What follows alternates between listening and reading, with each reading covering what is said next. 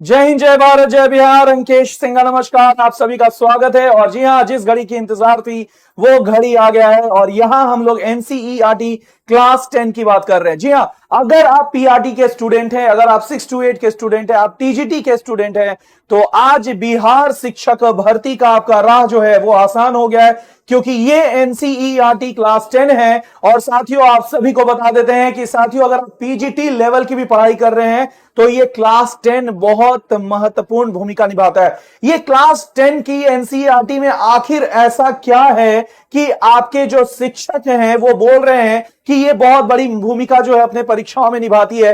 तो याद रखिएगा, फिजिकल ज्योग्राफी यानी कि भौतिक भूगोल अक्सर लोग पढ़ लेते हैं, लेकिन मानव सामाजिक एवं आर्थिक भूगोल से रूबरू नहीं हो पाते हैं। एक जो है दोनों के बीच में तालमेल नहीं हो पाता है, जिसके कारण अक्सर ये जो मानव भूगोल है ये आपको परेशान करता है। तो आज आ गए एनसीईआरटी क्लास 10 में आपके ज्योग्राफी के सर अंकेश सर, जो ऑफिसर्स एकेडमी के यूट्यूब प्लेटफॉर्म पर आपको एक तार्किक रूप से प्रश्नों को दिखाएंगे कि किस प्रकार के प्रश्न बन सकते हैं और किस प्रकार का जो टॉपिक है वो आपके एनसीईआरटी के किताबों में वर्णन है।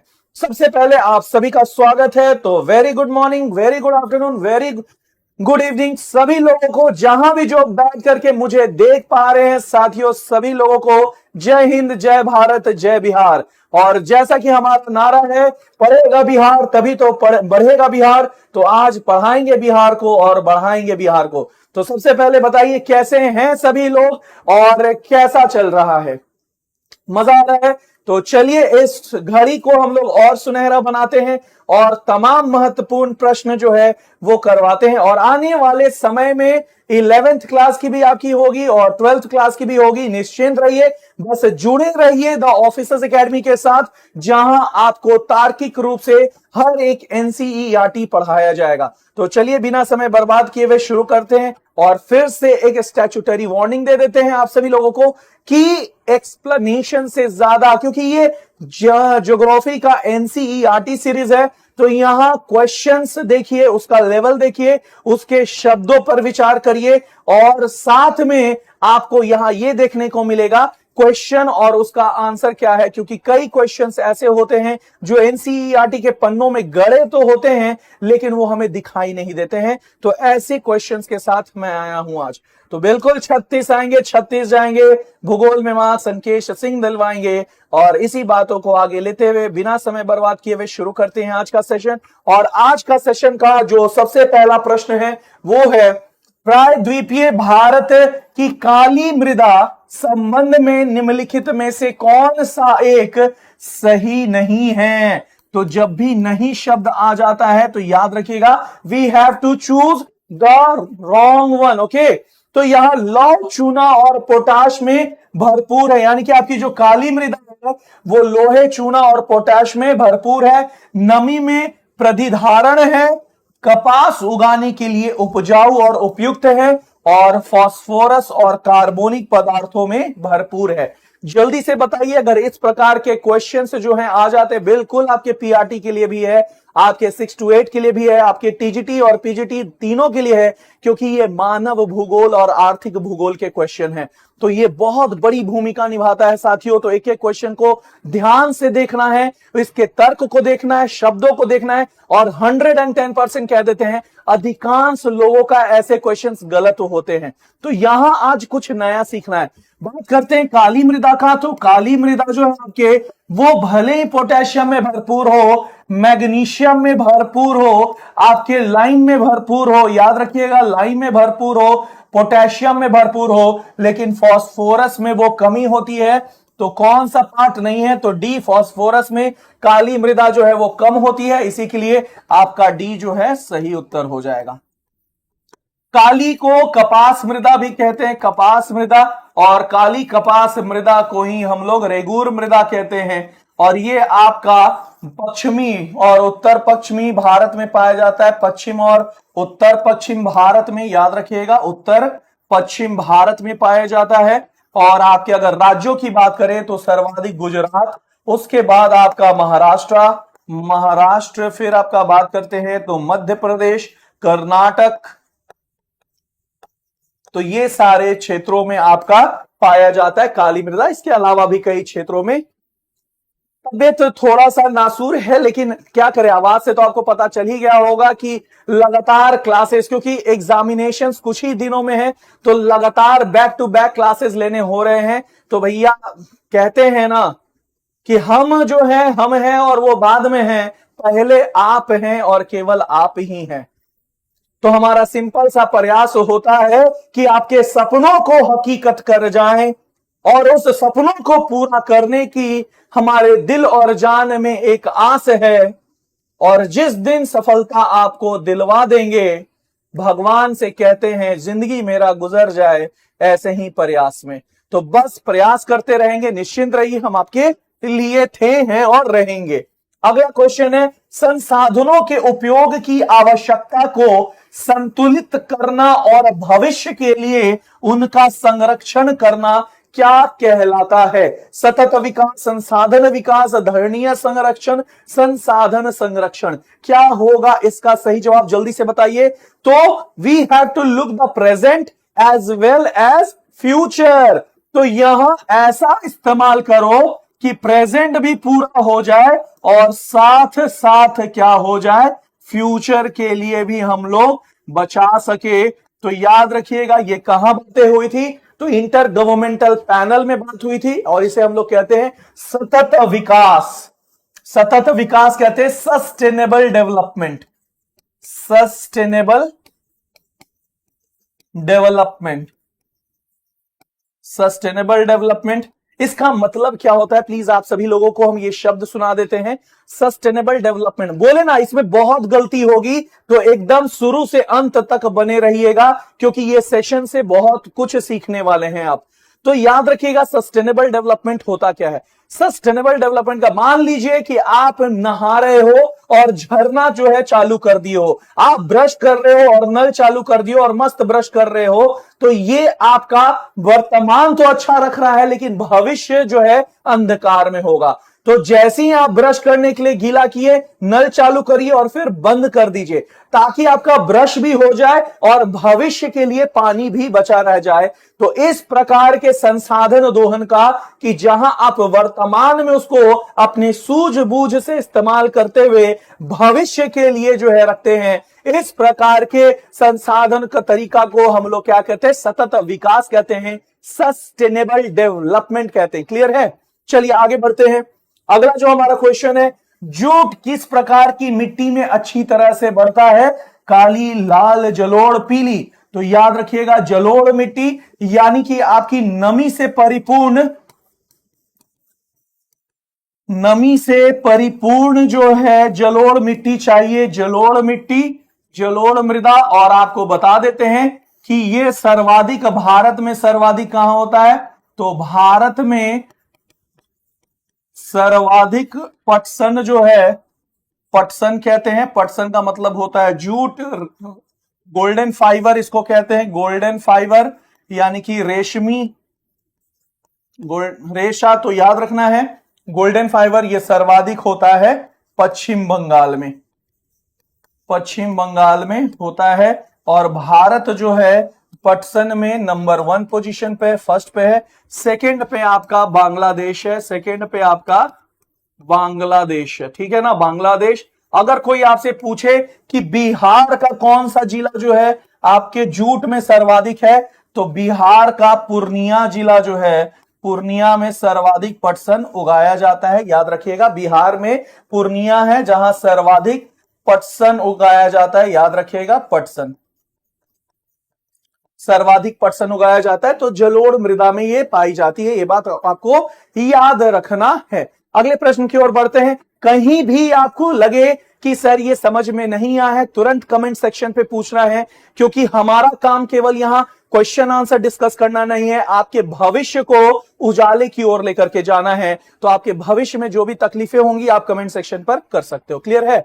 आगे बढ़ते हैं अगले क्वेश्चन की ओर, और उससे पहले देखते हैं, जी हां, मिशन बिहार दरोगा 50 जुनूनी छात्र चाहिए। और याद रखिएगा, अगर आपके अंदर है दम, अगर आपके अंदर है दम और आप अपने आप को वर्दी में देखना चाहते हैं, आपका सपना है वर्दी पहनना, तो साथियों आ जाइए, जुड़ जाइए हमारे साथ, क्योंकि जो ऑफिसर्स एकेडमी इस बार देने वाला है वो आज तक पूरे बिहार के इतिहास में कोई भी संस्थान नहीं दिया है। तो यही हम लोग कहते हैं, भैया क्यों पड़े हो चक्कर में, कोई नहीं है टक्कर में। तो इस बार शानदार पढ़ाई के साथ साथ शानदार विभिन्न चीजें जो हैं आपको मिलने वाले हैं, और उसके लिए बने रहिए द ऑफिसर्स एकेडमी के साथ, जहां आपको पूरी जानकारी दी जाएगी।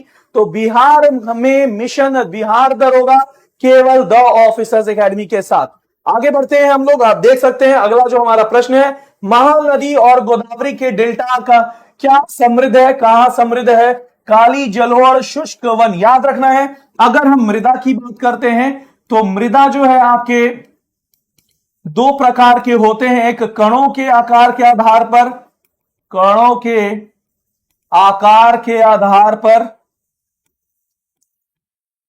आधार पर और दूसरा है आपके आईसीएआर के अनुसार। आईसीएआर का मतलब होता है Indian council for agricultural research, clear है? तो कणों के आधार पर भारत में 3 प्रकार की मृदा है, बलुआ मृदा, बलुआ चिकनी और दोमट मृदा।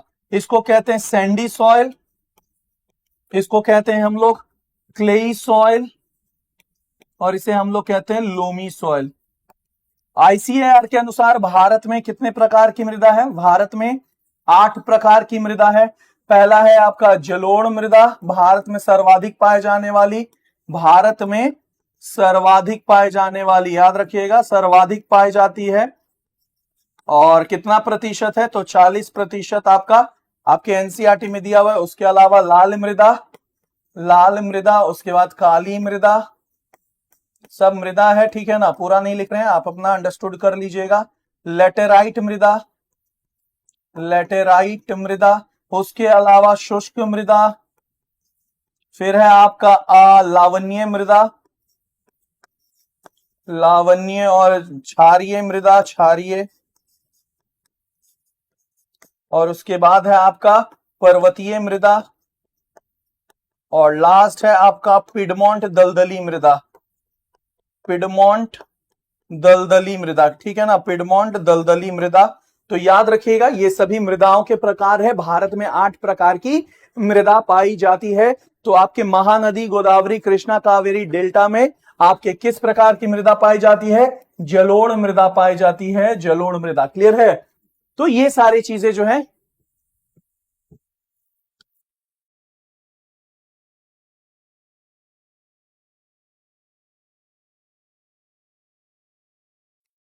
मधु कुमारी, आप जो क्वेश्चन कर रहे हैं, देखिए कल के क्वेश्चन में आप सभी साथियों को एक बात हम बता देते हैं कि कल का जो क्वेश्चन नंबर 30 था उसमें एक वर्ड एक्स्ट्रा लिख दिया गया था, जिसके कारण वो गलत हो गया था। देखिए अगर हम बात करते हैं, अगर आप पूछ ही लिए हैं तो बिल्कुल आपको बता देंगे कि सिंधु नदी प्रणाली, सिंधु समझौता जो है, सिंधु समझौता ये कब हुआ था? तो ये 1960 में हुआ था। और इस समझौता के तहत सिंधु का पानी, सिंधु नदी, आपका चेनाब नदी और झेलम नदी, ये 3 नदियों के पानी को 80% पाकिस्तान को दिया गया था और 20% भारत को दिया गया था, याद रखिएगा। उसके अलावा बाकी जो 3 पानी है, रावी, ब्यास और सतलज जो है, ये तीनों का पानी जो है वो आपका एक्सक्लूसिव राइट दिया गया था। एक्सक्लूसिव राइट किसको? एक्सक्लूसिव भारत को राइट दिया गया है। वहां लिखा हुआ था सिंधु नदी ना लिख करके वहां सिंधु नदी प्रणाली लिखा था, प्रणाली शब्द। और प्रणाली का मतलब होता है सिस्टम, और जब हम सिस्टम की बात करते हैं तो इसमें सारी सहायक नदी आ जाती है, सारी सहायक, तो उसमें ये भी नदियां आ गई थी। इसी के लिए सिंधु नदी प्रणाली जो है वो गलत स्टेटमेंट था, केवल वहां सिंधु नदी होता तो वो सही स्टेटमेंट था। क्लियर है? आगे बढ़ते हैं। निम्नलिखित कथनों पर विचार कीजिए, यानी कि you have to understand the given कथन, एंड कथन इज सही और not, you have to see. तो एजेंडा 21 ये यूएनसीडी हस्ताक्षरित घोषणा है। इसे 2002 में जोसनबर्ग हस्ताक्षर किए गए थे। इसका उद्देश्य वैश्विक सतत विकास को प्राप्त करना है। तो याद रखिएगा निम्नलिखित में से एजेंडा 21, तो ये आपको कहां मिलेगा? तो ये आपको मिलेगा क्लास 10 के चैप्टर नंबर 1 के एक बॉक्स में, जहां आपका पृथ्वी सम्मेलन करके बॉक्स में टॉपिक है पृथ्वी सम्मेलन। तो पृथ्वी सम्मेलन यानी कि अर्थ समिट कहते हैं, अर्थ समिट। और अर्थ समिट में याद रखिएगा, अर्थ समिट को रियो डी जेनेरो एजेंडा 21 भी कहते हैं। क्या कहते हैं? एजेंडा 21। एजेंडा 21 का मतलब है 21वीं सदी का, 21st सेंचुरी का जो प्रॉब्लम है, सेंचुरी का प्रॉब्लम, ठीक है ना, प्रॉब्लम का सॉल्यूशन, प्रॉब्लम का सॉल्यूशन। तो याद रखिएगा ये अर्थ समिट कब हुआ था? 1992 में हुआ था, 1992। इसको रियो दी जेनेरो समिट या पृथ्वी सम्मेलन भी कहते हैं। ये 1992 रियो दी जेनेरो में हुआ था, रियो डी जेनेरो में हुआ था। और रियो डी जेनेरो कहां है? ये ब्राजील में है, ब्राजील। और ये आपका स्टेटमेंट गलत हो जाता है। जी हां, UN, United nation convention environmental development, तो याद रखिएगा यूएन के द्वारा हस्ताक्षरित हुआ था। और इसका उद्देश्य सतत विकास यानी कि सस्टेनेबल डेवलपमेंट, सस्टेनेबल डेवलपमेंट। जी हां, तो ये स्टेटमेंट आपका सही है, स्टेटमेंट आपका सही है। तो याद रखिएगा 1 और 3 आपका सही है, तो 1 और 3 दोनों, तो सी जो है आपका सही उत्तर है। Am I clear everyone? Am I clear? तो यहां आपको इस तरह से एक्सप्लेनेशन समझने होंगे, यहां पढ़ने होंगे। और एक बार फिर से बता देते हैं कि अगर आप भूगोल में पास होना चाहते हैं, भूगोल में एक अच्छा रिजल्ट लाना चाहते हैं, तो आप नजरअंदाज नहीं कर सकते हैं एनसीईआरटी क्लास 10 को। जिसने भी एनसीईआरटी क्लास 10 को नजरअंदाज किया उनका रिजल्ट नहीं आएगा, यह बात याद रखिएगा। तो एनसीईआरटी क्लास 10 भले आप 9वां छोड़ दीजिए, 11वां पढ़ लीजिए, 11वां छोड़ दीजिए, 9वां पढ़ लीजिए, लेकिन 10वां नहीं छोड़ सकते हैं साथियों। तो बिना इसके आप नहीं पास कर सकते हैं। तो चलिए अगले क्वेश्चन की ओर बढ़ते हैं। अगला जो हमारा क्वेश्चन है, निम्नलिखित कथनों पर विचार कीजिए। जलोढ़ मृदाएं उत्तर प्रदेश के गंगा के मैदानों में पाई जाती है। जी हां। उसके बाद खादर पुरानी जलोढ़ मिट्टी है? नहीं, खादर जो है आपकी, खादर नवीन जलोढ़ है, नवीन जलोढ़। तो याद रखिएगा पहला स्टेटमेंट, तो केवल ए जो है सही है, तो ए आपका सही उत्तर हो जाता है। जलोढ़ की अगर हम बात करते हैं तो जलोढ़ 2 प्रकार की होती है, एक नवीन जलोढ़ होती है और एक पुरानी जलोढ़ होती है। पुरानी जलोढ़ को हम लोग बांगर कहते हैं और आपका नवीन को खादर कहते हैं। तो यहां ये स्टेटमेंट गलत हो गई। जहां तक बात रही जलोढ़ की, तो सिंधु नदी, सिंधु आपकी, गंगा आपकी, ब्रह्मपुत्र, इन नदियों के द्वारा जो है आपके जलोढ़ मिट्टी का आगमन, निक्षेपण हुआ था। तो इसलिए ये आपके उत्तरी यूपी के मैदान, बिहार के मैदान और विभिन्न मैदानों में पाए जाते हैं। तो आपका केवल ए जो है सही उत्तर हो जाएगा। अगला क्वेश्चन है, भारत की लेटेराइट मिट्टी के बारे में कौन सा कथन सही है? अगेन आप देख सकते हैं लेटेराइट मिट्टी, लेटेराइट, लेटेराइट मिट्टी जो है, लेटेराइट मृदा किससे नाम से बना हुआ? ये क्वेश्चन आ चुका है। लेटर शब्द से बना है और लेटर शब्द का मतलब होता है ईंट। तो इस मिट्टी से ईंट बनाया जाता है, इसलिए इसका ईंट जो है एक शाब्दिक नाम है। तो इसी के बारे में हमें पता करना है कि क्या है। तो ये आमतौर पर लाल रंग के होते हैं। तो जी हां, पूर्वी तटीय क्षेत्रों में, पूर्वी तटीय क्षेत्रों में आपका लेटेराइट मृदा जो है आपके लाल रंग के देखने को मिलते हैं। उसके बाद ये नाइट्रोजन और पोटैश में भरपूर होते हैं। ये गलत बात है, इसमें पोषण की कमी होती है, इसमें पोषण तत्वों की कमी होती है। याद रखिएगा, इसमें पोषण तत्वों की कमी होती है, तत्वों की कमी। इसी के लिए इसे हम लोग बंजर मिट्टी भी कहते हैं। क्या कहते हैं? बंजर मिट्टी या बंजर मृदा भी इसे कहते हैं। इसमें पोषण तत्वों की कमी होती है। और क्यों इस बंजर मिट्टी होती है? क्योंकि यहां एक प्रोसेस होता है लीचिंग, लीचिंग एक प्रोसेस होता है जिसको हम लोग निछालन कहते हैं, निछालन कहते हैं। तो इस प्रोसेस के कारण ये मिट्टी बंजर हो जाती है, क्योंकि अधिक वर्षा और अधिक तापमान के कारण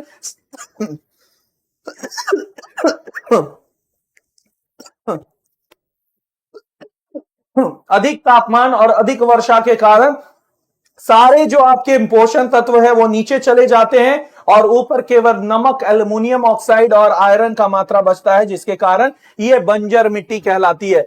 वे राजस्थान और उत्तर प्रदेश में अच्छी तरह से निकले नहीं भाई, गलत है।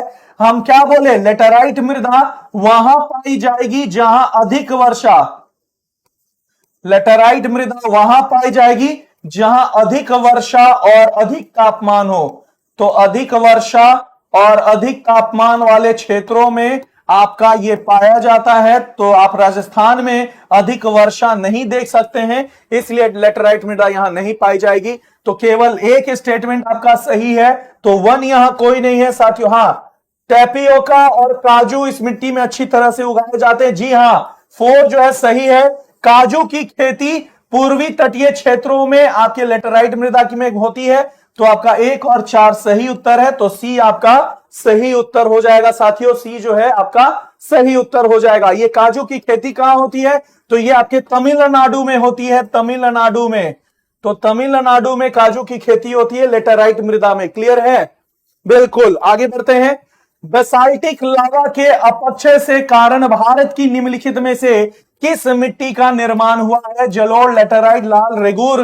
तो इसका आंसर हो जाएगा डी, रेगूर मृदा। सबसे पहले आपको बता देते हैं कि भारतीय भूमि जब आपके गोंडवाना से, याद रखना है ये अंगारा लैंड और नीचे वाला जो भाग है ये गोंडवाना लैंड है।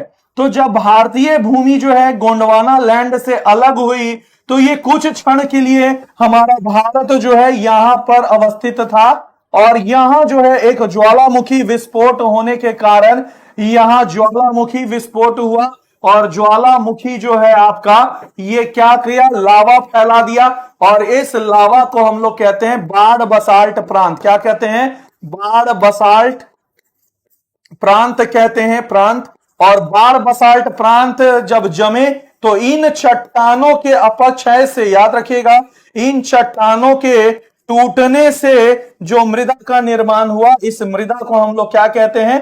काली मृदा कहते हैं, काली मृदा।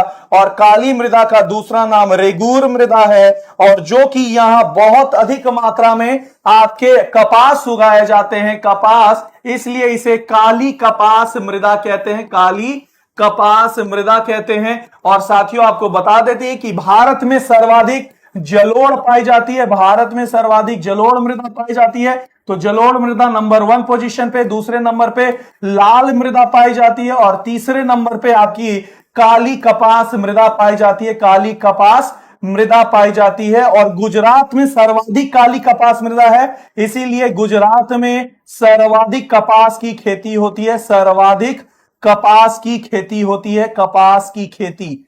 और याद रखिएगा कपास की खेती भले ही गुजरात में होती हो लेकिन जो व्यापार है वो मुंबई से होता था, इसी के लिए 1854 में मुंबई में पहला मिल जो है, मुंबई में पहला कॉटन मिल बनाया गया था, फर्स्ट कॉटन टेक्सटाइल मिल।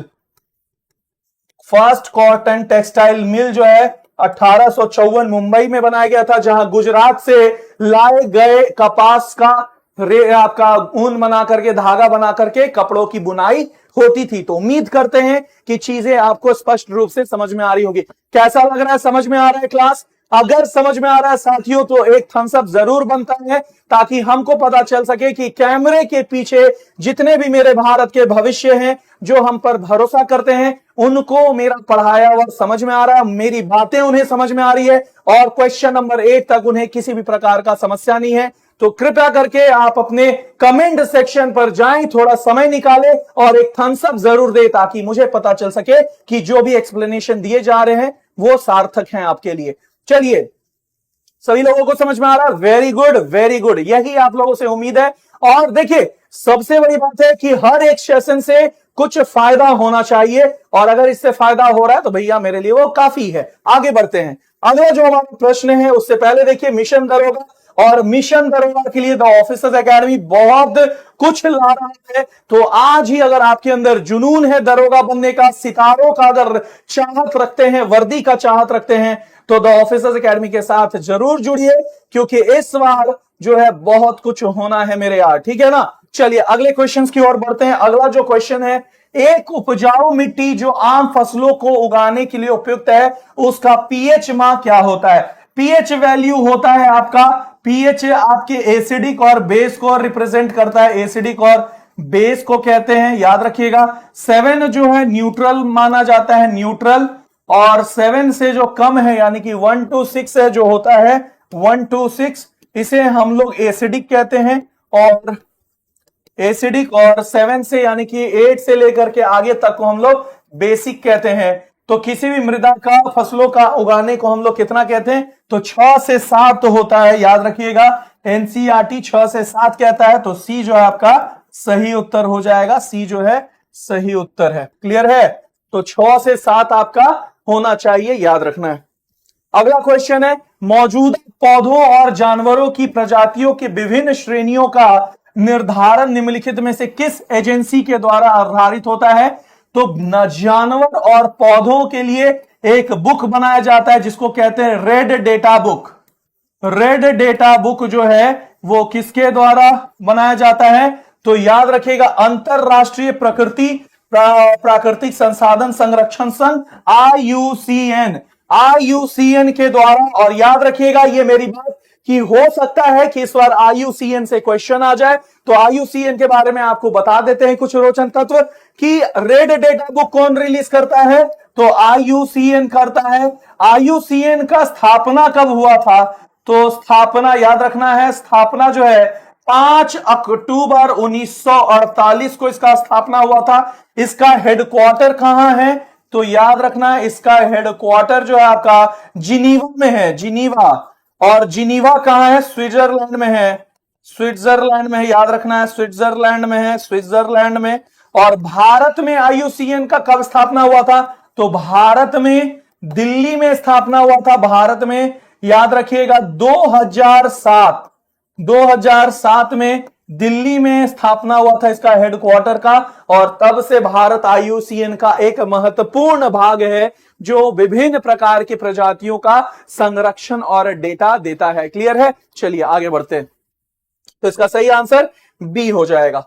निम्नलिखित में से किस प्रजाति को 1952 में विलुप्त घोषित कर दिया गया था, तो याद रखिएगा 1952 में एक्सटिंक्ट होने वाला कौन प्रजाति था, तो भैया और कोई नहीं, हमारा चीता था, हमारा चीता था। अब आप लोग के लिए क्वेश्चन है कि चीता जो है फिर से लाया गया है, चीता जो है फिर से लाया गया है, जल्दी से बताइए किस राज्य में उसे रखा गया है, किस राज्य में दोबारा जो है दोबारा चीता री इंट्रोडक्शन हुआ है, चीता री इंट्रोडक्शन, जल्दी से बताइए, तो कमेंट सेक्शन पे इंतजार कर रहे हैं आपका। चीता री इंट्रोडक्शन, तो 1952 में चीता को विलुप्त कर घोषित कर दिया गया था, लेकिन चीता री इंट्रोडक्शन किस राज्य में हुआ है, जल्दी से बताइएगा, जल्दी से बताइएगा, जल्दी से बताइएगा साथियों। देखिए आप बहुत उत्तेजना हो सकती है लेकिन आंसर सही दीजिएगा। Very good very good very good, MP जो है आपका सही उत्तर है, एमपी यानी कि मध्य प्रदेश सही उत्तर है। अगला क्वेश्चन है, बक्सा टाइगर रिजर्व निम्नलिखित में से किस राज्य में स्थित है, मध्य प्रदेश, पश्चिम बंगाल, गुजरात, उड़ीसा। जैसे ही लिखेगा बक्सा, एकदम बक्सा को बांध करके पश्चिम बंगाल चल जाना है। पता है ना पश्चिम बंगाल में क्या है, तो जितने भी हमारे युवा पीढ़ी है याद रखिएगा पश्चिम बंगाल आपको जाना है, तो बक्सा बंद कीजिए, कपड़ा लत्ता बक्सा में बंद कीजिए और तुरंत पश्चिम बंगाल में भागिए, क्योंकि पश्चिम बंगाल में साथियों आपको भी पता है कि क्या है, ठीक है ना। तो पश्चिम बंगाल, जी हां, तो बी आपका सही उत्तर हो जाएगा, पश्चिम बंगाल। चलिए आगे बढ़ते हैं।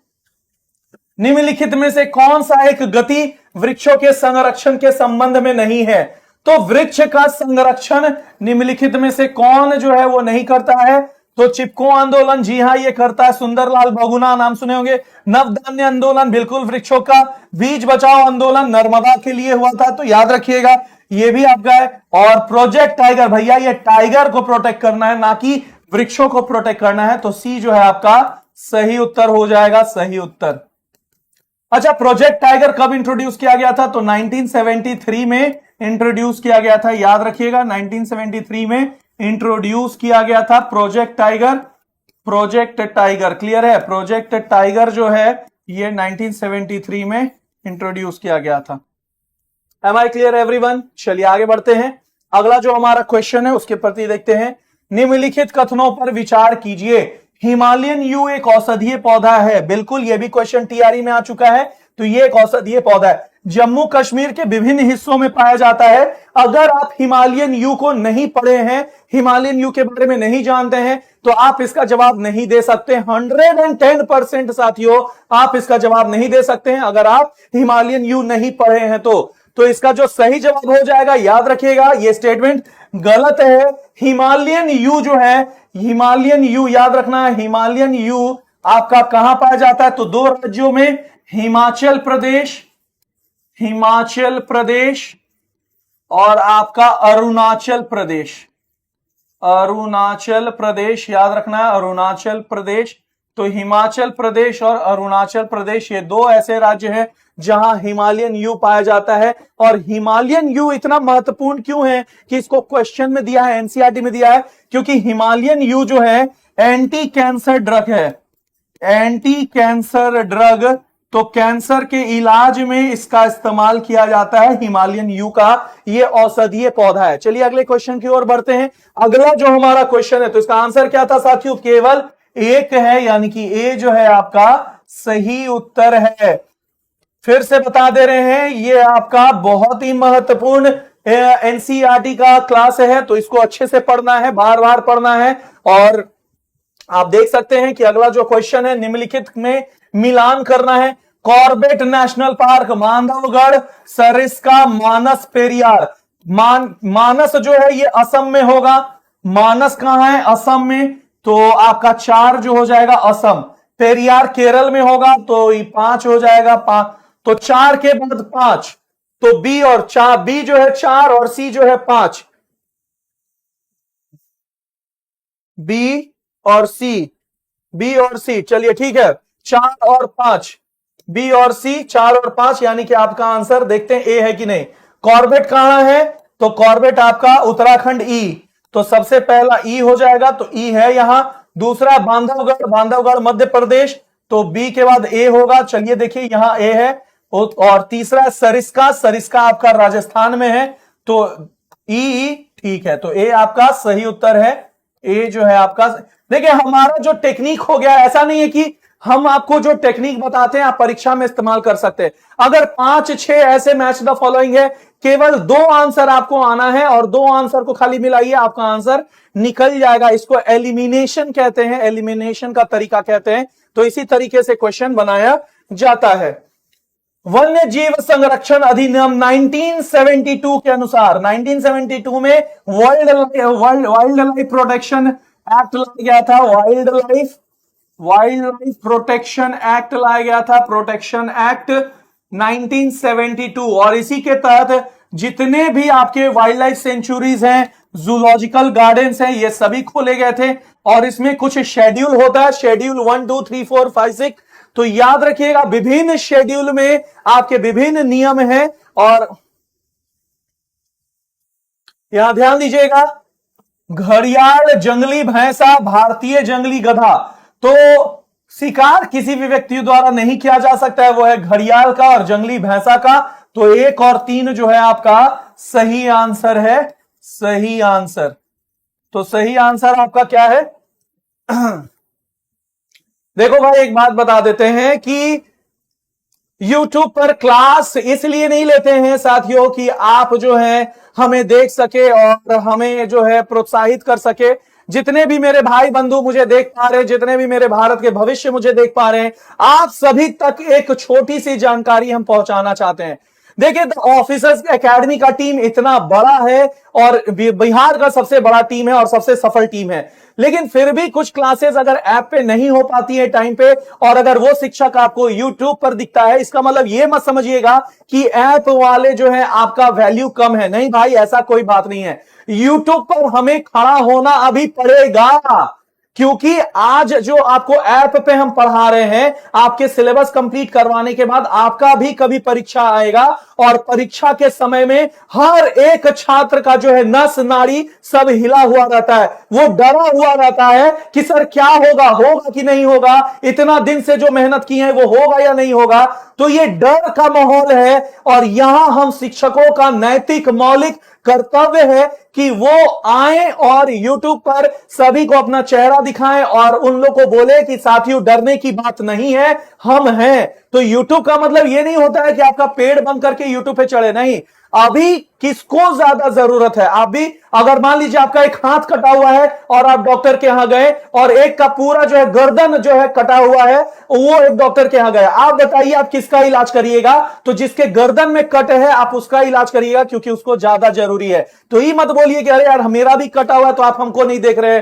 हम क्यों इतना बोले? क्योंकि हम लोग एक रिस्पॉन्सिबल शिक्षक हैं और ये कलम जो है ना, ये कोई साधारण कलम नहीं है, ये पूरे भारत के भविष्य का निर्माण का कलम है। तो हाथों में पड़ गए छाले फिर भी कलम संभाले, क्योंकि हम द ऑफिसर एकेडमी वाले ऐसे ही नहीं कहते हैं। तो अभी इन छात्रों को ज्यादा जरूरत है हमारी, जो तमाम छात्र मुझे देख पा रहे हैं, क्योंकि इनके मन में असमंजस है कि सर क्या होगा, डर लग रहा है, क्या होगा कि नहीं होगा। तो भैया पेड़ 2 दिन हम बंद करके अगर इन्हें हम एक हौसला और विश्वास दे सकते हैं तो हम देंगे, क्योंकि आपके पास अभी समय है, आपका भी समय होगा, आपके पास भी हम आएंगे और आप भी देख सकते हैं तबियत खराब होने के बावजूद ये बंदा यहां खड़ा है, खांस रहा है, पढ़ा रहा है, खांस रहा है, पढ़ा रहा है। इसका मतलब यह है कि भारत के भविष्य को अभी मेरी जरूरत है। तो केवल कह देने से नहीं होता है कि 36 आएंगे, 36 जाएंगे, भूगोल में मार्क्स अंकेश सिंह दिलवाएंगे। भैया ऑक्सीजन भी लगे रहेंगे फिर भी अंकेश सिंह खड़ा होंगे यहां और आपको पढ़ाएंगे, क्योंकि अभी आपको जरूरत है हमारी और हम आपके साथ हैं। तो निश्चिंत रहिएगा, हम हैं आपके साथ, ठीक है ना। तो आपका सी जो है सही उत्तर हो जाएगा। उसके बाद यहां बहुउद्देशीय नदी घाटी परियोजनाएं, आधुनिक भारत के नए मंदिर किसके द्वारा कहा गया था? तो मल्टीपर्पस प्रोजेक्ट्स, मल्टीपर्पस प्रोजेक्ट, बहुउद्देशीय नदी योजना, यानी कि मल्टीपर्पस जो प्रोजेक्ट है ये किसके द्वारा बोला गया था इन प्रोजेक्टों को कि ये आधुनिक मॉडर्न भारत के नए मंदिर है। New temple of modern India, new temple of modern India किसके द्वारा कहा गया था? तो याद रखिएगा ये जवाहरलाल नेहरू के द्वारा कहा गया था। इन शब्दों को जवाहरलाल नेहरू ने कहे थे। तो सी आपका सही उत्तर है साथियों। तो मॉडर्न इंडिया का सी होगा, जवाहरलाल नेहरू। सी इज द राइट आंसर। अगला क्वेश्चन की ओर, सरदार सरोवर बांध का निर्माण निम्नलिखित में से किस नदी पर किया गया है? सरदार सरोवर बांध का निर्माण नर्मदा नदी पर। तो याद रखिएगा ये वही नर्मदा नदी है जो अमरकंटक से निकलती है। अमरकंटक याद रखना है। और अमरकंटक जो है मैकाल की सबसे ऊंची चोटी है और ये मैकाल जो है सतपुड़ा का भाग है। अगर हम बात करते हैं, ये वही नर्मदा है जो 2 ब्लॉक पर्वतों के बीच से भ्रंश घाटी से बहती है। पहला का नाम है विंध्याचल और दूसरा का नाम है सतपुड़ा। और सतपुड़ा विंध्याचल के बीच में जो भ्रंश घाटी है, भ्रंश का मतलब होता है, याद रखिएगा, भ्रंश घाटी का मतलब होता है रिफ्ट वैली साथियों। तो रिफ्ट वैली से होकर बहती है, कहां गिरती है? अरब सागर में गिरती है, अरब सागर में। और भारत की सबसे बड़ी ज्वार नदमुख बनाती है, भारत की सबसे बड़ी ज्वार नदमुख बनाती है, ज्वार नदमुख। और इंग्लिश वाले टेंशन मत लीजिए, ज्वार नदमुख को क्या कहते हैं सर? इससे पहले कि आप पूछें हम आपको बता देते हैं, एस्चुरी कहते हैं। और भारत की सबसे बड़ी एस्चुरी जो है आलिया बेट है, आलिया बेट। तो आलिया भट्ट मत लिख दीजिएगा आंसर में, आलिया बेट जो है ये आपका सही उत्तर हो जाएगा। चलिए बढ़ते हैं अगले प्रश्न की ओर। बहुत सारे शानदार प्रश्न हैं साथियों अभी, और बहुत ही ऐसे प्रश्न हैं जो आपका पसीना भी बहा देगा। पर अगर आप ये सेशन करके जाओगे, एकदम प्रॉमिस करते हैं कि आप एक सुदृढ़ जो है विश्वास लेकर के जाओगे एग्जामिनेशन में। तो ये क्वेश्चन बहुत ही महत्वपूर्ण है। भाखड़ा नंगल बांध जो है सतलज नदी पर है, तो 4 हो जाएगा। तो आपका ए 4 जो है ए, तो 4 कहां है ए?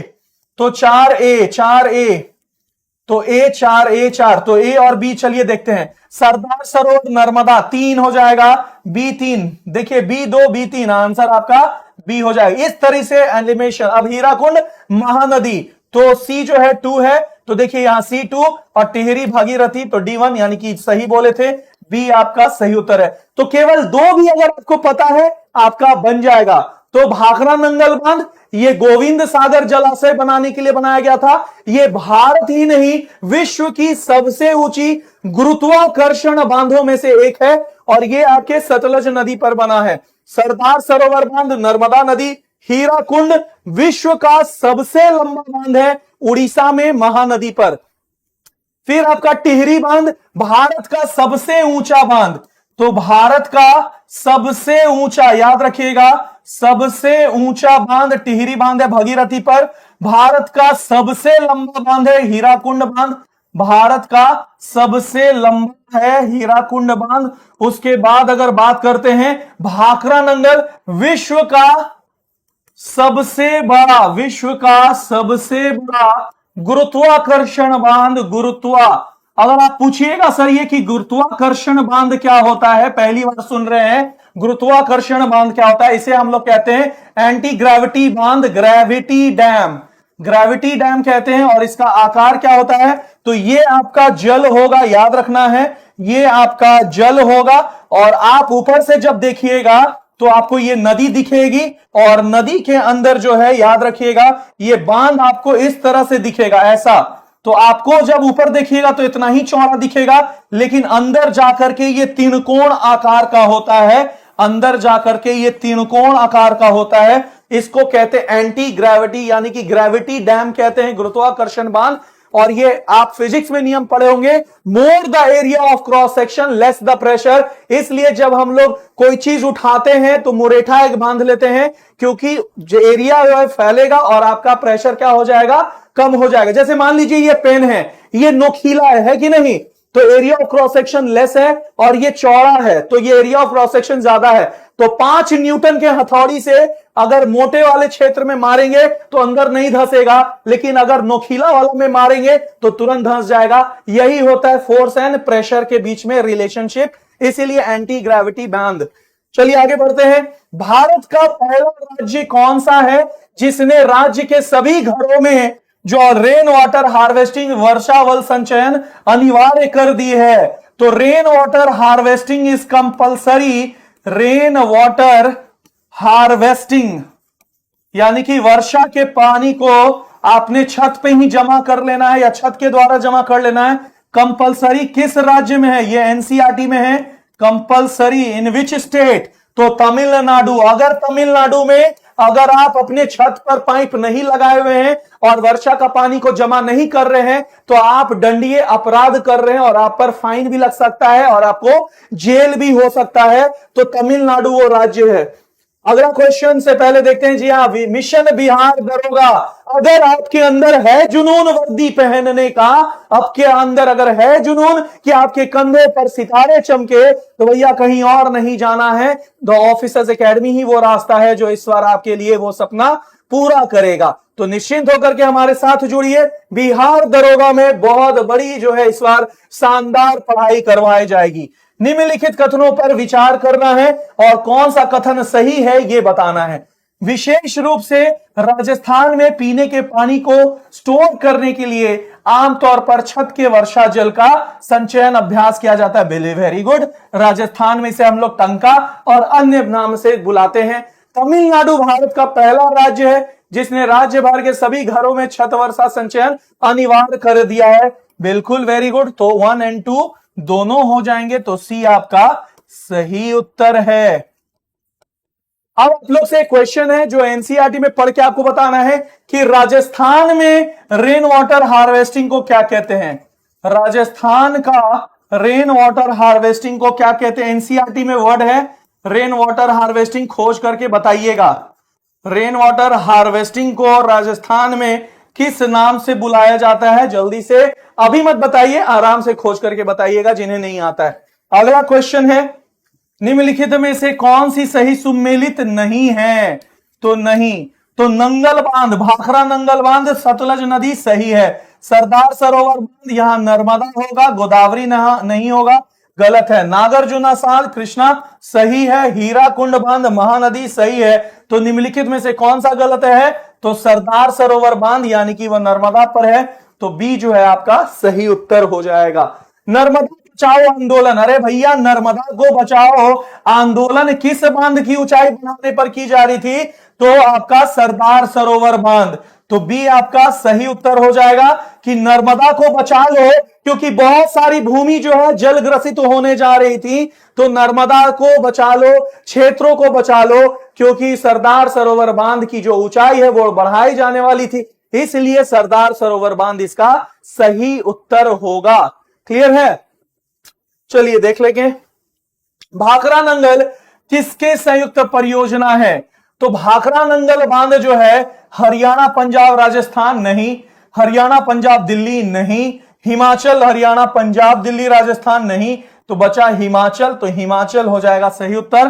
तो हिमाचल और हरियाणा और पंजाब का संयुक्त परियोजना है, तो आपका सी जो है सही उत्तर होगा। तो भाखड़ा नंगल बांध सतलज नदी पर है और सतलज नदी हिमाचल प्रदेश से प्रवेश करती है भारत में तिब्बत से और जाकर के पंजाब के हरिके पट्टनम में मिल जाती है। तो याद रखिएगा आपके हिमाचल, हरियाणा और पंजाब इस बांध से जो है इसके संयुक्त आपका फायदा उठाता है। अगले क्वेश्चन की ओर बढ़ते हैं। भारत में विभिन्न फसलों के निम्नलिखित प्रमुख उत्पादनों का मिलना कीजिए। ज्वार महाराष्ट्र, गन्ना उत्तर प्रदेश, जूट पश्चिम बंगाल, मूंगफली गुजरात। देखो भाई एग्जाम में हो सकता है कि हमको चार के चारों नहीं आता हो। साथियों जितने भी मुझे सुन पा रहे हैं आपको तरीका बता रहे हैं कैसे एग्जाम में परीक्षा दिया जाता है। तो ये चार ऑप्शन है, हमें नहीं पता है कि ज्वार जो है महाराष्ट्र में उगता है या नहीं, हमें नहीं पता है कि मूंगफली गुजरात में उगता है या नहीं, लेकिन हमें यह जरूर पता है कि गन्ना जो है उत्तर प्रदेश और जूट जो है पश्चिम बंगाल। तो चलिए ये दोनों को मिलाते हैं। तो बी का होगा 2 और सी का होगा 3। तो यहां देखते हैं B2 कहां है? तो B2 3 में है और C3 कितना में है? एगो में है। तो आपका सी जो है सही उत्तर हो जाएगा। तो ये निंजा टेक्निक है साथियों, जिससे आप परीक्षा में कम समय देते हुए सफलता पा सकते हैं और इसी कारण से तबीयत खराब होने के बावजूद आपके साथ खड़े हैं, क्योंकि कुछ ही लम्हों में, कुछ ही क्षणों में, कुछ ही दिनों में आपकी परीक्षा होने वाली है और तमाम मेहनत जो अभी तक आप किए हैं उसका रिजल्ट आएगा। तो इसी के लिए थोड़ा मेहनत थोड़ा और करना पड़े तो क्यों नहीं, express your limit, push your limit once more, क्योंकि ये फिर टाइम मिलेगा ना दोबारा। तो इसी के लिए निश्चिंत रहिए, हम आपके साथ बने रहेंगे और इस तरह का जो टेक्निक बताते रहेंगे। झूमिंग, जी हां झूमिंग, एक बार याद है हमें झूमिंग शब्द से एक बात याद आ गया। एक बार हम शिक्षक हैं तो एक परीक्षा ले रहे थे, अपने क्लास टेस्ट ले रहे थे और उसमें हमने बकायदा लिखा कि व्हाट इज झूमिंग, झूमिंग किसे कहते हैं। तो जब आंसर पेपर मुझे मिला तो आंसर पेपर में एक राहुल नाम का लड़का था, उसने लिखा कि जब हम बहुत शराब पी लेते हैं तो हम लोग झूमने लगते हैं और इसी झूमने की प्रक्रिया को झूमिंग कहते हैं। तो हंसते हंसते हम पागल हो गए थे, तो वही झूमिंग से याद आ गया। तो झूमिंग जो कि स्थानांतरित कृषि है, ये अभ्यास किसमें किया जाता है? तो झूमिंग जो है उत्तर पूर्वी भारत यानी कि उत्तर पूर्वी राज्यों में जितने भी राज्य हैं उसमें झूमिंग कहते हैं। बांग्लादेश में याद रखिएगा, बांग्लादेश में भी झूमिंग कहते हैं। तो याद रखिएगा ये सभी में स्थानांतरित कृषि को झूम कृषि कहते हैं, झूम कृषि। और आप सभी लोगों को बता देते हैं क्लास 10 के चैप्टर नंबर 4 का पेज नंबर जो है प्रथम, उसमें एक पहला बॉक्स है, फर्स्ट बॉक्स दिया हुआ है जिसमें गहन कर्तन कृषि के बारे में दिया हुआ नाम, आपको वो याद करना है। तो पहला बॉक्स को याद कर लें क्योंकि वहां से क्वेश्चन आना ही आना है। तो फिर से बता देते हैं क्लास 10 का चैप्टर नंबर 4 में एक पहला पेज में कृषि चैप्टर है, उसमें पहला बॉक्स दिया हुआ है, उस बॉक्स को याद कर लीजिए, क्वेश्चन आएगा ही आएगा। क्लियर है? आगे बढ़ते हैं। निम्नलिखित में से कौन सा रोपण फसल नहीं है? रोपण फसल का मतलब होता है प्लांटेशन क्रॉप, प्लांटेशन। तो क्वेश्चन है कि निम्नलिखित में से कौन सा प्लांटेशन क्रॉप नहीं है? तो नहीं में आ जाएगा गन्ना, क्योंकि चाय है, रबर है, कॉफी है, गन्ना नहीं है। तो चाय कहां से लाया गया था? चीन से लाया गया है। रबर कहां से लाया गया है? तो दक्षिण अमेरिका से लाया गया है, दक्षिण अमेरिका। और अगर कोई बोले कि कॉफी कहां से लाया गया है, तो यमन से लाया गया था कि कॉफी। और कौन लाया था? तो बाबा बुदान लाए थे, बाबा बुदान लाए थे पहली बार हमारे भारत में कॉफी। इसलिए कर्नाटक के पहाड़ी को क्या नाम रख दिया गया? कर्नाटक के पहाड़ी का नाम रख दिया गया बाबा बुदान की पहाड़ी, जहां भारत में कॉफी उगाया जाता है। और कौन सी कॉफी भारत की विश्व प्रसिद्ध कॉफी है? तो विश्व में सबसे ज्यादा प्रसिद्ध जो है वो भारत की अरेबिका कॉफी है। अरेबिका कॉफी जो है विश्व की सबसे प्रसिद्ध भारत की कॉफी है। तो ये सारे क्वेश्चंस आपके एग्जाम्स में आते हैं और आए हैं। तो चलिए अगले प्रश्न की ओर बढ़ते हैं। निम्नलिखित में से कौन सी खारिफ फसल नहीं है? तो 3 प्रकार के फसल होते हैं।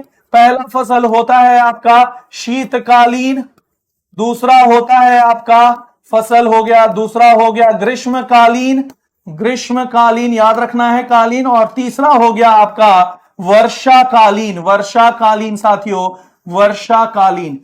शीतकालीन को हम लोग रबी फसल कहते हैं, ग्रीष्मकालीन को जायद कहते हैं और वर्षाकालीन को हम लोग खरीफ कहते हैं साथियों, खरीफ फसल कहते हैं। तो यहां कह रहा है कि निम्नलिखित में से कौन सा खरीफ फसल नहीं है?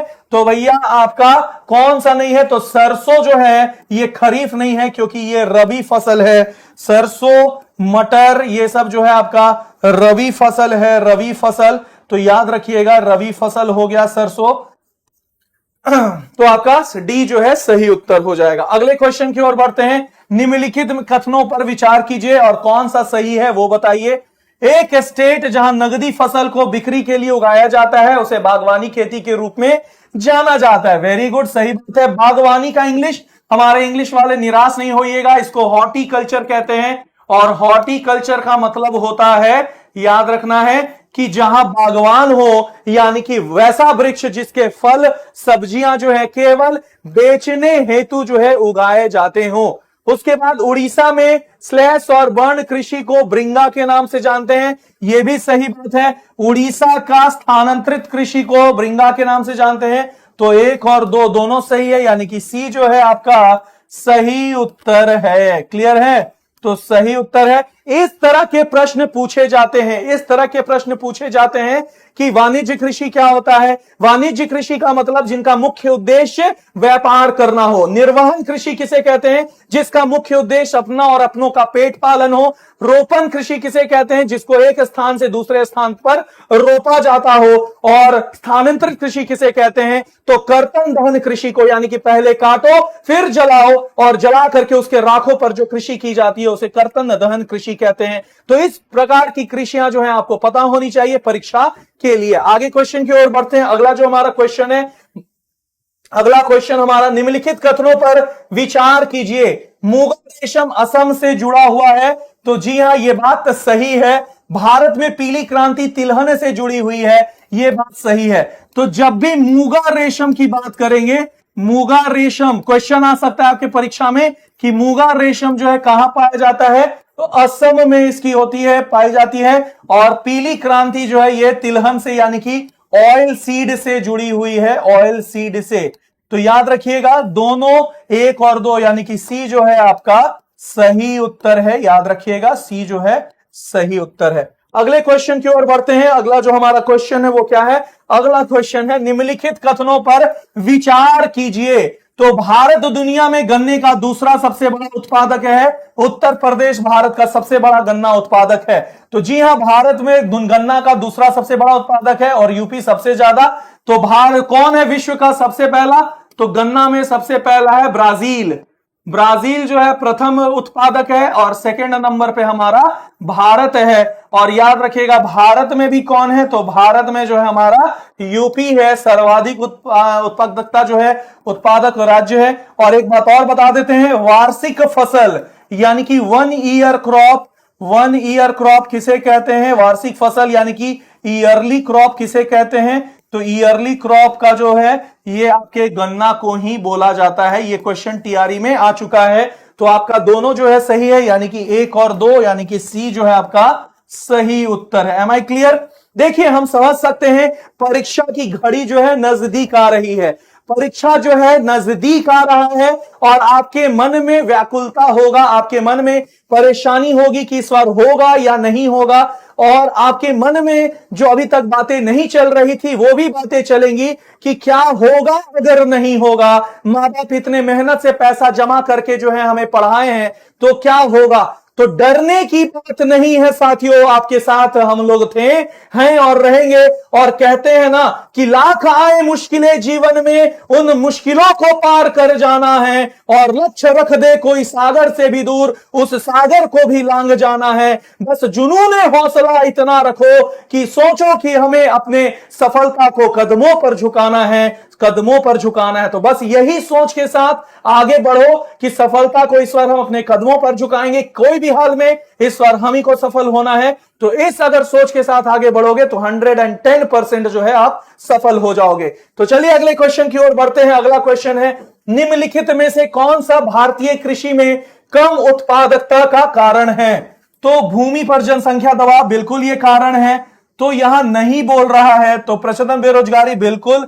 लघु जो सही है। तो सहकारी खेती जो है कारण नहीं है कम उत्पादकता का। सहकारी खेती का मतलब होता है कोऑपरेटिव एग्रीकल्चर या कोऑपरेटिव फार्मिंग। कोऑपरेटिव फार्मिंग याद रखिएगा। तो कोऑपरेटिव फार्मिंग से उत्पादकता बढ़ती है ना कि घटती है, और यहां घटने की बात की जा रही थी, इसी के लिए सी जो है आपका सही उत्तर है साथियों। सी जो है आपका सही उत्तर है। समझ में आ रहा है। तो कोऑपरेटिव फार्मिंग से बढ़ता है ना कि घटता है। अगले क्वेश्चन की ओर बढ़ते हैं। चावल उत्पादन में भारत विश्व में कौन से स्थान पर है। तो चावल का उत्पादन हो या गेहूं का उत्पादन हो, याद रखिएगा भारत दूसरे स्थान पर है। तो भारत सेकंड स्थान पर है, सेकंड पर, चाहे वो चावल हो या फिर आपका गेहूं हो, ये बात आपको याद रखना है। तो भारत जो है दूसरा स्थान पे है। ये दोनों में पहला स्थान किसका है। तो चीन जो है वो बाजी मार लेता है, चीन जो है प्रथम स्थान पे है दोनों में। आगे क्वेश्चन की ओर बढ़ते हैं। झारखंड में कोडरमा जो है वो किसका प्रमुख, याद रखिएगा कोडरमा। कोडरमा मतलब डरमा यानी कि माइका, माइका का मतलब अबरख। जी हां। तो भारत ही नहीं विश्व का सबसे बड़ा अबरख भंडार आपका कोडरमा है। और कोडरमा से ही अगर सकते हैं तो कोडरमा हो गया, गया हो गया, हजारीबाग हो गया, और नवादा हो गया, याद रखिएगा जमुई हो गया।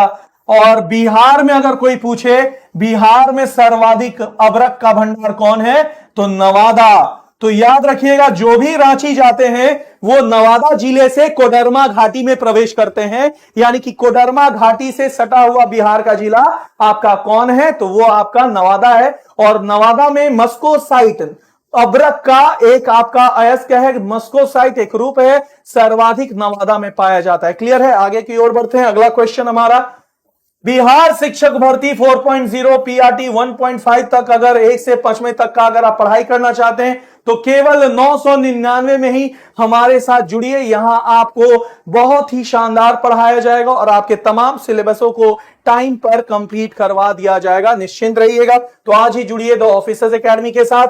झरिया कोलफील्ड कहां पर स्थित है। तो झरिया जो है ये झारखंड में है।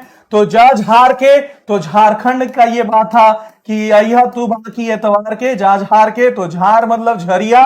तो झरिया जो है यहां आपका झारखंड में है। ये कोयले का फील्ड है। तो याद रखिएगा आपका ये सही जवाब हो जाएगा। क्लियर है। अगला क्वेश्चन है, जादूगोड़ा किसके खनन से जुड़ा हुआ है। तो जादूगोड़ा जो है याद रखिएगा यूरेनियम के खनन से जुड़ा हुआ है। तो यूरेनियम का खनन जो है ये आपका जादूगोड़ा से है। जादूगोड़ा तो याद रखिएगा क्वेश्चन में अगर जादूगोड़ा अगर आता है कि जादूगोड़ा, ये प्योर एनसीईआरटी क्वेश्चन है साथियों, प्योर एनसीईआरटी है। तो यहां जादूगोड़ा जैसी शब्द आएगा यूरेनियम इसका उत्तर हो जाएगा। क्लियर है। अगले क्वेश्चन की ओर बढ़ते हैं। उच्च ग्रेड सर्वोत्तम गुणवत्ता वाला कोयला, तो सबसे बेस्ट कोयला जो है ये कौन सा है। तो ये एंथ्रासाइट है साथियों, एंथ्रासाइट। तो एंथ्रेसाइट जो है सर्वोत्तम गुणवत्ता कोयला है। भारत में ना के बराबर पाया जाता है, भारत में ना के बराबर, भारत में ना के बराबर। तो सर्वाधिक भारत में कौन सा कोयला पाया जाता है। तो सर्वाधिक जो है भारत में जो कोयला पाया जाता है वो गोंडवाना कोयला है, गोंडवाना कोयला। तो गोंडवाना कोयला सर्वाधिक भारत में पाया जाता है। कितना प्रतिशत? 98% कोयला गोंडवाना कोयला, जो कि लगभग 200 मिलियन वर्ष पुराना है, 200 मिलियन वर्ष पुराना है। और 55 मिलियन वर्ष, याद रखिएगा, 55 मिलियन वर्ष जो है ये आपका कौन सा कोयला है? तृतीयक कोयला है, तृतीयक कोयला। और तृतीयक कोयला जो है ये आपका बाकी जो 1.97% भारत में पाया जाता है, खास करके उत्तर पूर्वी राज्यों में। उत्तर पूर्वी राज्यों में आपका ये तृतीयक कोयला पाया जाता है, तो याद रखिएगा। तो सबसे भूरा कोयला किसको कहते हैं? तो भूरा कोयला लिग्नाइट को कहते हैं। भूरा कोयला जो है लिग्नाइट को कहते हैं, याद रखिएगा, लिग्नाइट को कहते हैं। तो बिटुमिनस सबसे ज्यादा पाया जाता है भारत में। अगला क्वेश्चन है लिस्ट ए और लिस्ट 2, यानी कि हल्दिया कहां है? तो आपको फिर से बता देते हैं, हल्दिया आपके पश्चिम बंगाल में है, तो 2 का ए हो जाएगा। फिर आपका जामनगर नहीं हमको पता है, मान लीजिए ऐसा नहीं है, आपको कह रहे नहीं पता है तो तातीपाक पढ़ेंगे, नहीं पता है नुमलारीगढ़ पढ़ेंगे। अब इसको देखेंगे कि अगर मान लीजिए हमें 2 में से एक केवल पता है, ट्रिक आपको बता रहे कैसे बनाया जाता है। तो आप देखिए हल्दिया का क्या है? 2 का ए हो जाएगा। तो 2 का ए, तो 2 का ए कहां गया? तो आप देख सकते हैं 2 का ए 2 ठो है, ए का 2 सॉरी, ए का 2, तो ए का 2 ये हो गया और ए का 2 ये हो गया। तो या तो आपका आंसर ए होगा या तो सी होगा। उसके बाद हम देखते हैं जामनगर, जल्दी से बताइए जामनगर कहां है? तो जी हां, बहुत ही सरल क्वेश्चन है, कहां है? बिल्कुल गुजरात में है, तो बी हो जाएगा। तो 2, बी का हो जाएगा 1, बी का हो जाएगा 1। तो देखिए यहां बी का 3 है, यहां बी का 1, यानी कि आंसर हो जाएगा आपका ए सही उत्तर है। देख रहे हैं ना? तो ये सब होशियारी होता है, हमको पूरा नहीं भी आए तो भी 1-2 आंसर से हम पूरा आंसर करेक्ट कर सकते हैं और सफलता को अपने कदमों पर झुका सकते हैं। यही रणनीति जो है एक शिक्षक का मेन कर्तव्य होता है, बताने का कि कैसे आपको नहीं आते हुए भी परीक्षा में अच्छा मार्क्स आ जाए। तो ये एक तरीका है। 2 गो आंसर आया पूरा, हमको बाकी नहीं पता है, लेकिन 2 गो में हम अपना आंसर करके निकल गए। क्लियर है? चलिए आगे बढ़ते हैं। निम्नलिखित कथनों पर विचार कीजिए। काइनाइट कायांतरित चट्टाने से जुड़ा हुआ है, यानी कि क्वाइनाइट जो है कायांतरित चट्टानों से जुड़ा है, क्वार्टजाइट चूना पत्थर के रूपांतरित होता है। तो दोनों में से कोई भी सही नहीं है, तो ना तो 1 ना तो 2, यानी कि डी जो है आपका सही उत्तर हो जाएगा, सही उत्तर। क्लियर है? तो अगला क्वेश्चन, बिल्कुल साथियों एकदम होगा, अच्छे अच्छे क्वेश्चंस करवाए जाएंगे। नेवेली गैस पावर स्टेशन है? नहीं, थर्मल पावर प्लांट है, थर्मल पावर प्लांट है, याद रखिएगा। एनटीपीसी है, एनटीपीसी, तो थर्मल पावर प्लांट है। घाट प्रवाह सिवाई सिंचाई परियोजना, Idukki hydro, very good. Ramnagar बहुउद्देशीय, यानी कि 2, 3, 4, 2, 3, 4 कहां है भाई? 2, 3, 4, यानी कि ए जो है आपका सही उत्तर है। देखिए एकदम एनसीईआरटी के लाइन बाई लाइन उठा करके डाल दिए हैं, ज्यादा लोड लेने की जरूरत नहीं है। बस 2x में क्वेश्चन देखना, रिवाइज कर लेना और जाके परीक्षा देना, 110% सफलता आपको मिलेगी। ठीक है ना? बिल्कुल साथियों, 36 आएंगे, 36 जाएंगे, भूगोल में मार्क्स अंकित सिंह दिलवाएंगे। और ये जो 6 to 8 है टीजीटी 9 और 10 के लिए, तो इसके लिए मैथ, साइंस, एसएसटी सारे सब्जेक्ट जो है, जीएस प्लस सब्जेक्ट केवल 999 टीआरई 4 के छात्रों के लिए। तो अभी लेट नहीं हुआ है, आज भी आप हमारे साथ जुड़िए और आपको बाकी क्लासेस जो है रिकॉर्डेड के साथ साथ लाइव पढ़ाए जाएंगे। निम्नलिखित कथनों पर विचार कीजिए। अवसादी चट्टाने, धरातलीय चट्टाने, आग्नेय चट्टाने, मेटामॉर्फिक, ये सभी खनिज आमतौर में पाए जाते हैं। तो बिल्कुल ये बात सही है, सभी में आपको खनिज पाए जाएंगे। देखिए यहां कहीं भी नहीं लिखा हुआ है किस प्रकार का खनिज, तो किस प्रकार का खनिज जो है ये नहीं लिखा हुआ है, केवल खनिज लिखा हुआ है। तो चट्टान जो है ये खुद खनिजों से ही बने हैं। चट्टानों का निर्माण कैसे होता है? तो चट्टानों का निर्माण खनिजों से होता है, खनिजों से। तो किसी भी प्रकार का चट्टान है वो खनिज से ही बनेंगे।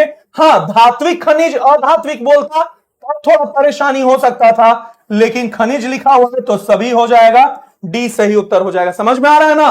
तो इस बार तोड़ना और ममोड़ना है और परीक्षा में पास हो जाना है। क्लियर है? चलिए आगे बढ़ते हैं। निम्नलिखित कथनों पर विचार कीजिए। यूरेनियम और थोरियम जो झारखंड और राजस्थान की अरावली पर्वतमाला में उपलब्ध है, राजस्थान की मोनाजाइट थोरियम में समृद्ध है, परमाणु की संरचना में परिवर्तन करने परमाणु प्राप्त की जाती है। तो 1 और 3 जो है सही है, 2 जो है गलत है। क्योंकि जब सुनामी आया था, याद रखिएगा, सुनामी जब आया था तो महासागर जो सागर हैं, सागर के अंदर से एक बालू जो है केरल और तमिलनाडु के तट पर बालू बिछ गया था, केरल और तमिलनाडु के तट पर। और इस बालू को क्या कहते हैं? मोनाजाइट कहते हैं, याद रखिएगा, मोनाजाइट। और ये मोनाजाइट क्या है? तो ये बालू है किसका? आपका थोरियम का, याद रखिएगा, थोरियम बालू है। यानी कि थोरियम क्या है? आपका परमाणु ईंधन है, परमाणु ईंधन। तो परमाणु ईंधन है साथियों, तो यही है आपका। तो ये कहां पाया जाता है? केरल और तमिलनाडु। तो खास करके केरल में, तो यहां आपका राजस्थान लिखा हुआ है, तो ये स्टेटमेंट गलत हो गया। तो केवल 1 और 3 जो है आपका, 1 और 3 सही उत्तर है। तो बी जो है आपका सही उत्तर है। क्लियर है? आगे बढ़ते हैं। बिल्कुल केरल हो जाएगा उसका। निम्नलिखित कथनों पर विचार कीजिए। भारत दुनिया में चीनी का सबसे बड़ा उत्पादक है, यह गुड़ और खांडसारी का दूसरा सबसे बड़ा उत्पादक है। भारत दुनिया का दूसरा सबसे बड़ा चीनी उत्पादक है, पहला चीन है। तो यह स्टेटमेंट गलत हो गया। और गुड़ का सबसे बड़ा उत्पादक है, यह स्टेटमेंट सही है। तो केवल 2 आंसर हो जाएगा, 2 सही। तो भारत जो है चीनी का दूसरा सबसे बड़ा उत्पादक है, चीन सबसे पहला है। और गुड़ का सबसे बड़ा उत्पादक कौन है? आपका भारत है। तो सबसे ज्यादा गुड़ कहां उगाया जाता, मतलब बनाया जाता है? आपका भारत में बनाया जाता है। अगले क्वेश्चन की ओर बढ़ते हैं। उरन गैस आधारित विद्युत परियोजना कहां है? महाराष्ट्र, गुजरात, कर्नाटक, तमिलनाडु। तो उरन कहां है? तो महाराष्ट्र में है साथियों, महाराष्ट्र में। उरन आपका महाराष्ट्र में है, याद रखिएगा, महाराष्ट्र में है उरन गैस आधारित।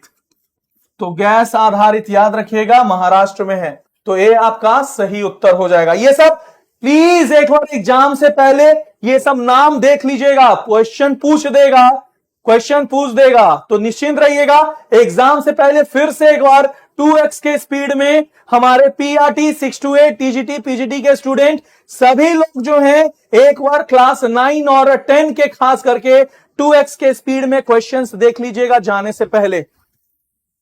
अगला क्वेश्चन है, निम्नलिखित कथनों पर विचार कीजिए। प्राकृतिक गैस गोंडवाना बेल्ट में पाई जाती है, गलत बात है। तृतीयक बेल्ट में पाई जाती है, तृतीयक बेल्ट, यानी कि याद रखिएगा तृतीयक बेल्ट का मतलब होता है टर्शरी बेल्ट। तो टर्शरी बेल्ट में पाई जाती है, ना कि गोंडवाना बेल्ट में। गोंडवाना में कोयला पाया जाता है, याद रखिएगा, गोंडवाना में कोयला पाया जाता है, ना कि प्राकृतिक गैस पाई जाती है। कोडरमा में अभ्रक बहुयात में पाया जाता है, कोडरमा जो है बिल्कुल सही बात है। और धारवाड़ पेट्रोलियम के लिए प्रसिद्ध है, जी नहीं, धारवाड़ आपके धात्विक खनिजों के लिए, यानी कि खनिजों के लिए, याद रखिएगा, खनिजों के लिए। तो धारवाड़ जो है यह भारत का सर्वाधिक आर्थिक चट्टान कहते हैं इसको, आर्थिक चट्टान, यानी कि ऐसा चट्टान जो भारत के आर्थिक अवस्था को सुधारता हो। तो धारवाड़, तो ये पेट्रोलियम के लिए फेमस नहीं है। तो केवल 2 होगा, केवल 2 आंसर, यानी कि बी जो है सही उत्तर है। तो आपके धारवाड़ धात्विक खनिजों में बेहतरीन है। अगले क्वेश्चन की ओर बढ़ते हैं। निम्नलिखित में से कौन सा खनिज छत्तीसगढ़ राज्य में पाया जाता है? बॉक्साइट बिल्कुल, लौह बिल्कुल, डोलोमाइट, टीन, तो ये सभी पाए जाते हैं। लेकिन एक बात आपको बता देते हैं कि यहां आपका एक कैच है। कैच क्या है? तो कोई कैच नहीं है, ऐसी झूठो बोल रहे थे। तो डी सही उत्तर है, 1 2 3 4, यानी कि डी सही उत्तर है। ठीक है ना? तो लोड नहीं लेना है एग्जाम में, हंसते खेलते बना देना है क्वेश्चन को, लोड लेना ही नहीं है। भैया देखो एक बात बता देते हैं कि जो भी क्वेश्चन अभी तक करवाए गए हैं, 46 क्वेश्चन करवाए गए हैं, एक भी आंसर गलत नहीं है। आप क्या पढ़े हो हमें नहीं पता है, एनसीईआरटी का डेटा है और एनसीईआरटी का डेटा ही आपको मानना होगा। और एनसीईआरटी के डेटा के हिसाब से ही साथियों आपका आंसर यहां दिया हुआ है। तो एनसीईआरटी के अनुसार ही सारा आंसर आपका है। तो एक भी आंसर जो है गलत नहीं है। ठीक है ना। 43 नंबर क्या है, चलिए देख लेते हैं। 43 में कुछ ऐसा घटना हो गया है क्या, देख लेते हैं। 43 निम्नलिखित कथनों पर, हाँ फिर सही है, चीनी। एनसीईआरटी पढ़ो यार, एनसीईआरटी सही है, एनसीईआरटी पढ़ो, सही है आपका, एनसीईआरटी में सही है दिया हुआ है। चलिए आगे बढ़ते हैं।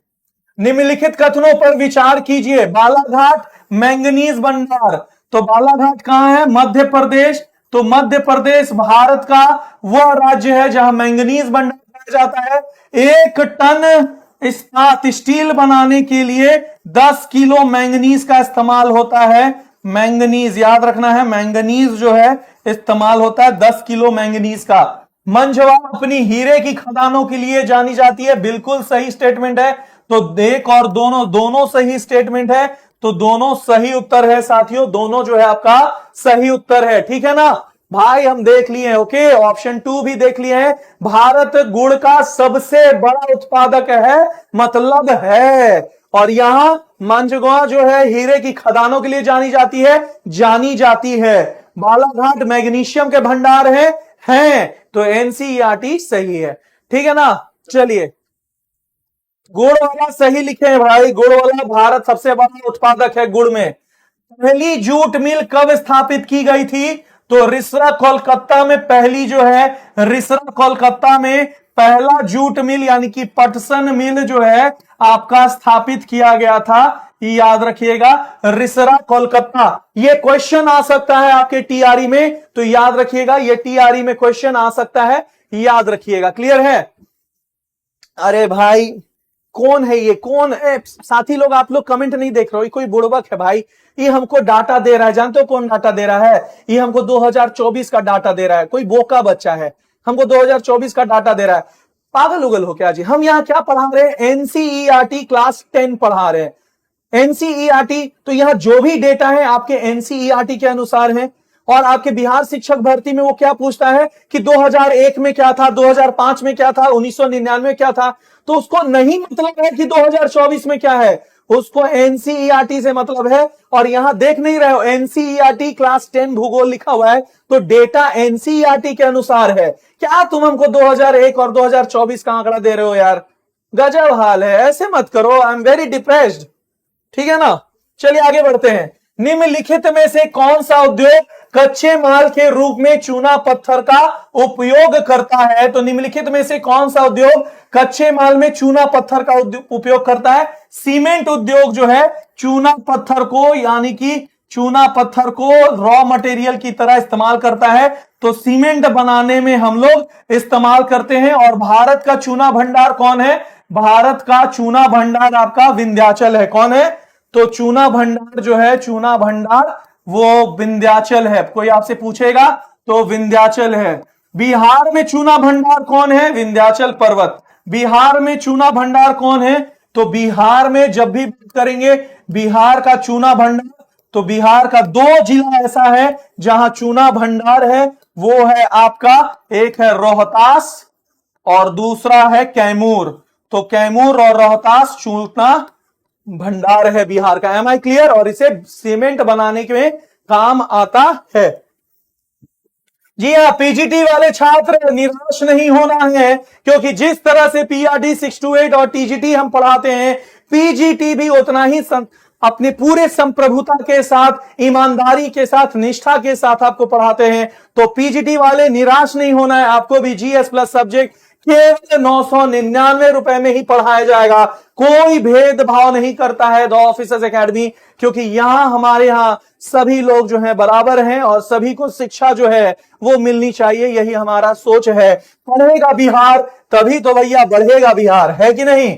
तो कच्चे माल के रूप में बॉक्साइट का इस्तेमाल कहां होता है, तो एल्यूमिनियम स्मेल्टिंग, तो इसे हम लोग कहते हैं एल्यूमिनियम स्मेल्टिंग।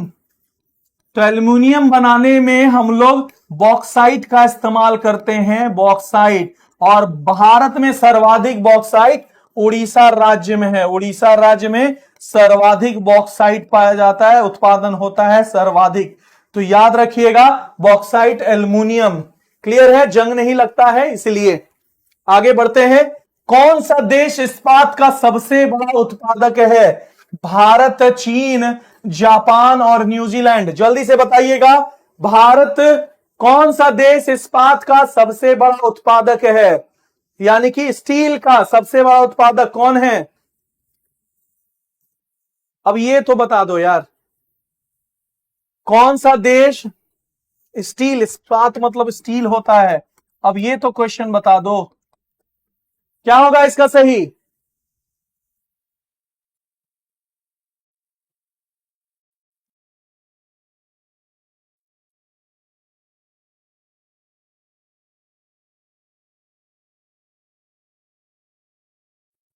बिल्कुल सही जवाब आपने दिया, सही जवाब दिया। और फिर से आपको, बिल्कुल आपने सही जवाब दिया। और सामने जो जवाब मुझे मिल रहे हैं, और यही इंटरेस्टिंग फैक्ट है कि जितने भी लोग मुझसे जुड़े हुए हैं, उससे बस एक बार सवाल तो करके देखो, उसका जवाब जो है कमेंट सेक्शन पर भर जाता है। और जो जिस शानदार तरीके से आप जवाब दे रहे हैं, इससे पता चलता है कि आपका जो पढ़ाई है, आपका जो सिलेबस है, वो कंप्लीट हुआ है टाइम पर, और आप जो है सशक्त दिख रहे हैं, क्योंकि आपका आंसर ये बताता है कि आप कितने पानी में हैं। तो दो लाइन आप सभी लोगों के लिए कि कुछ कर गुजरने का अगर ठान लिया है, समंदर की गहराई को मापने का ठान लिया है, तुझे क्या रोक पाएगा कोई इस दुनिया में, क्योंकि तुमने अपनी ताकत को पहचान लिया है। तो याद रखिएगा, इसका सही उत्तर जो है, बिल्कुल आपने सही बोला, चीन होगा। चीन जो है सही उत्तर है, यानी कि बी जो है सही उत्तर है। अगले क्वेश्चन की ओर बढ़ते हैं। पहला सीमेंट प्लांट कहां स्थापित किया गया था?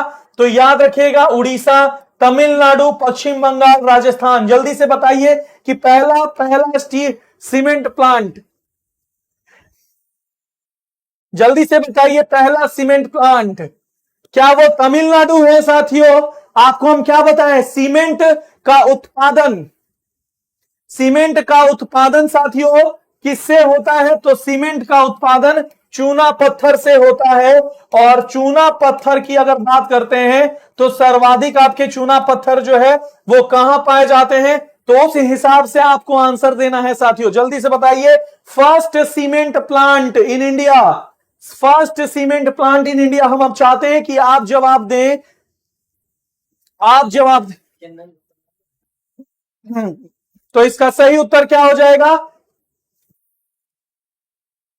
बिल्कुल सही जवाब साथियों, बहुत लोगों का गलत है, और इसका जो सही जवाब होगा तमिलनाडु, चेन्नई जो है इसका सही उत्तर हो जाएगा।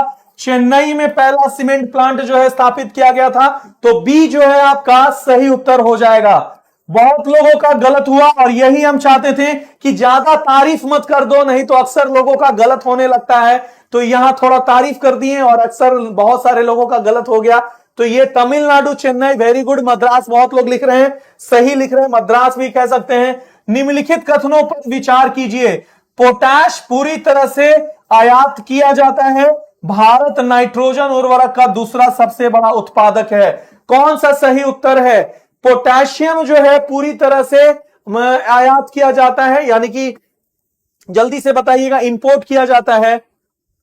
क्या इसका सही उत्तर हो जाएगा? क्या नाइट्रोजन उर्वरक दूसरा, भारत दूसरा सबसे बड़ा है? जल्दी, ये सब क्वेश्चन एनसीईआरटी के साथियों, थोड़ा सा रोचक बना रहे हैं आप लोग से पूछ करके, क्योंकि थोड़ा सा जब तक इंटरेक्शन आपके और में, खाली हम अगर टिक करते रहेंगे तो क्या होगा, थोड़ा सा आप भी दिमाग लगाइए, तब ना हम आपको बताएंगे। जल्दी बताइए, पोटेशियम पूरी तरह से आयात,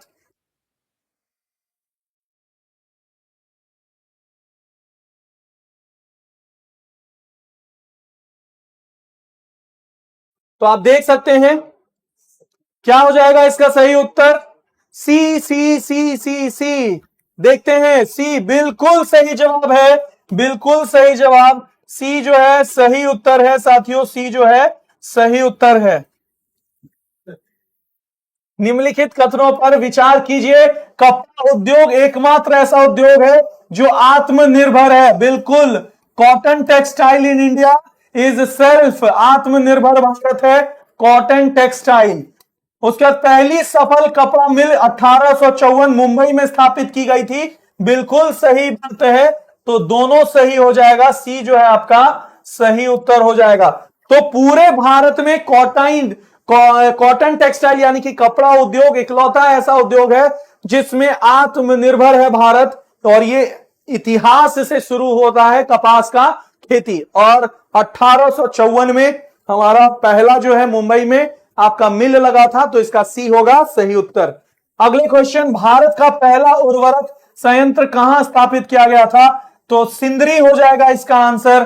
पहला उर्वरक फर्टिलाइजर केंद्र सिंदरी साथियों, और सिंदरी कहां था? पहले बिहार में था और अब जो है वर्तमान में ये झारखंड का भाग है, झारखंड में है। तो पहले बिहार में था, अब झारखंड में है, तो सिंदरी इसका सही जवाब, बी जो है इसका सही उत्तर हो जाएगा। फर्स्ट उर्वरक का मतलब फर्टिलाइजर।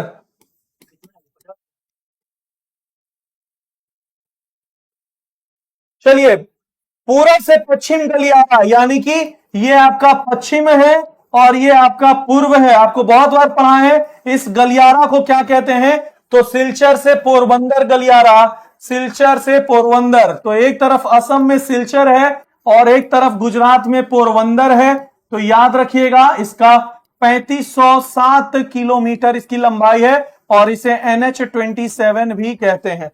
क्लियर है? वहीं उत्तर दक्षिण गलियारा कौन है? तो उत्तर दक्षिण गलियारा आपको पहले भी बताए हुए हैं, ये NH44 है और ये श्रीनगर से लेकर के कन्याकुमारी तक है।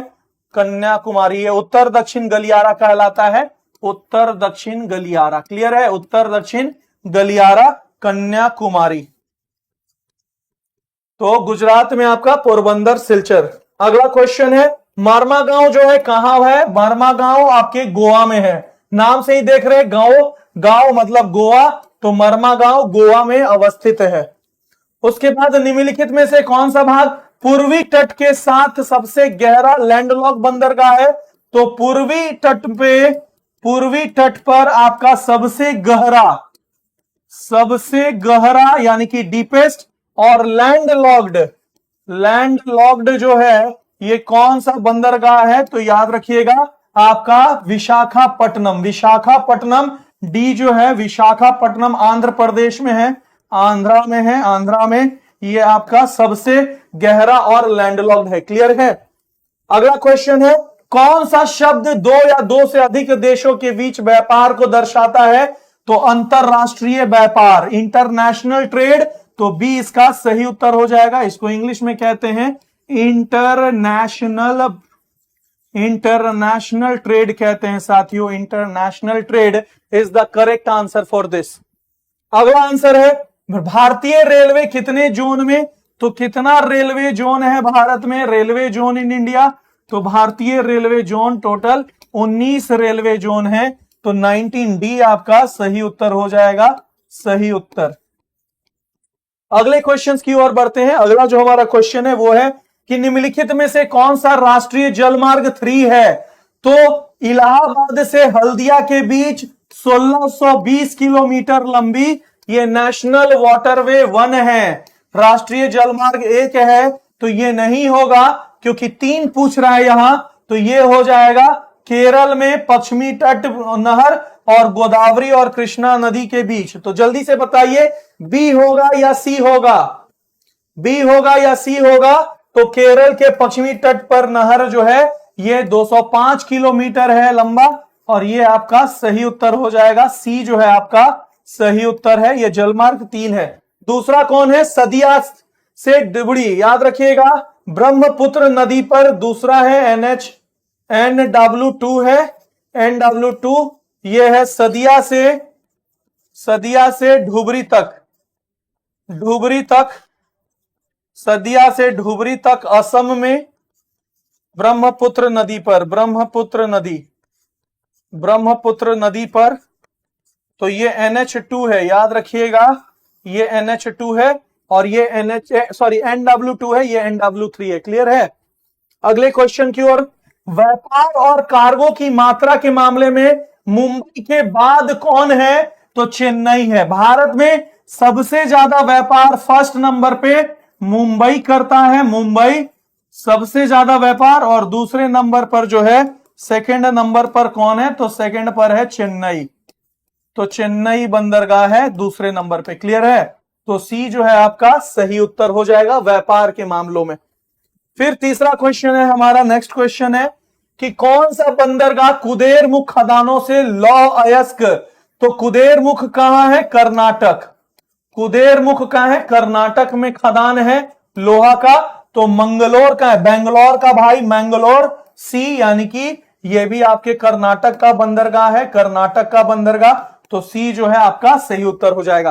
कुदेरमुख कर्नाटक में है और बेंगलोर का भाई, बेंगलोर कैपिटल है कर्नाटक का, बेंगलोर का भाई मंगलोर, तो न्यू मंगलोर बंदरगाह कुदेरमुख।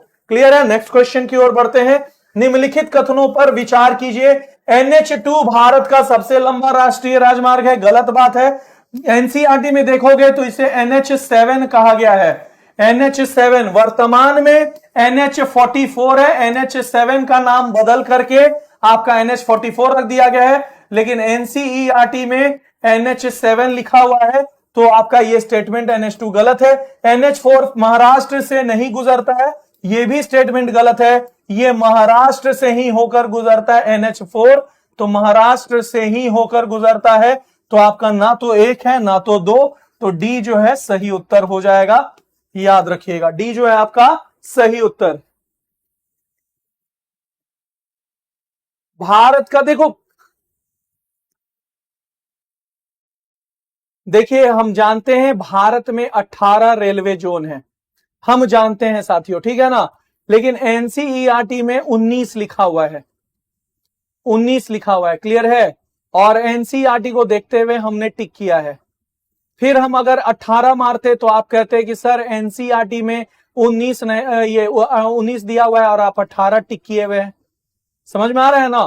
तो हम आपको बता दे रहे हैं, जी हाँ आपने सही बोला कि हमने यहां जानबूझ करके, तो यहां ओरिजिनली कितना होगा? ओरिजिनल जो है ये 18 है, 18 जोन है, ठीक है ना। लेकिन एनसीईआरटी में 19 है, क्लियर है? अरे भाई तो 19 is okay, 19 is correct answer, 19 is correct answer. Update कर लीजिएगा अपने आप को, 18 से 19 हो चुका है, क्लियर है।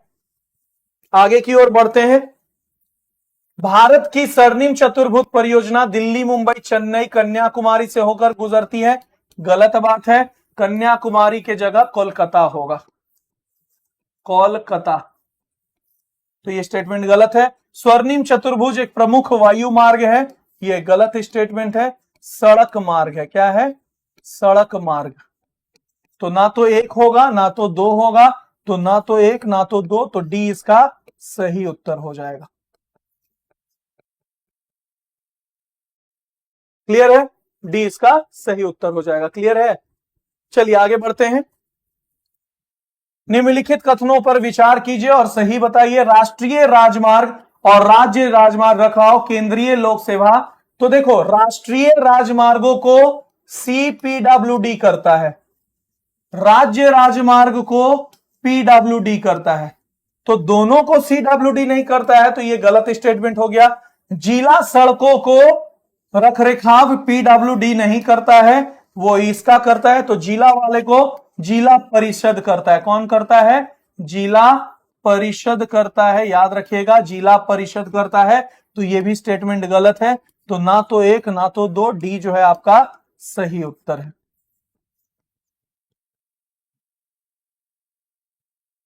निम्नलिखित कथनों पर विचार कीजिए और कौन सही नहीं है वो बताइए, कौन सा सही नहीं है वो बताइए। तो 1853 में मुंबई थाने के लिए पहली ट्रेन रवाना हुई थी, वेरी गुड। बॉर्डर रोड संगठन स्थापना 1975 में हुआ, यह गलत स्टेटमेंट है, 1960 में BRO का संगठन हुआ था। और लास्ट है, रेलवे नेटवर्क का वितरण पैटर्न केवल भारत में भौगोलिक कारणों से प्रभावित होती है। देखिए, तो रेलवे नेटवर्क की बात होता है, तो रेलवे नेटवर्क का जो वितरण है पैटर्न केवल भारत में भौगोलिक कारकों से प्रभावित होता है। तो क्या केवल भारत में ही भौगोलिक कारणों से प्रभावित होता है और कहीं नहीं?